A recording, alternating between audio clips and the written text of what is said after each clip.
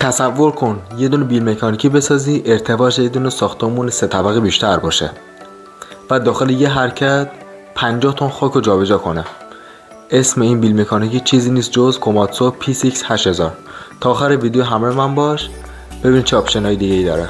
ببینید ژاپن چی ساخته. این غول 800 تنی یکی از بزرگترین و قدرتمندترین بیل مکانیکی‌های دنیاست. کوماتسو PC 8000 که تنها رقیبش کاترپیلار آمریکاست، ولی این ژاپنی یه چیز دیگه است. با 4000 اسب بخار قدرت میتونه با یک حرکت یک کامیون رو پر کنه. وقتی 500 تا ماشین رو کنار هم بذاری تازه هم وزنش میشه. ارتفاعش مثل یک ساختمونه و برای جابجاییش 10 تا تریلی و چند هفته لازمه. این غول فقط ساخته شده برای کار با بزرگترین کامیون‌های دنیا. وقتی اینو وسط معدن ببینی فکر می‌کنی یه تانک فضایی از آینده اومده، ولی در واقعیت نماد قدرت مهندسی ژاپنی‌ها رو نشون میده. اگه دوست داشتی فالو کن و نظرتو درباره این غول عجیب و غریب بهم بگو.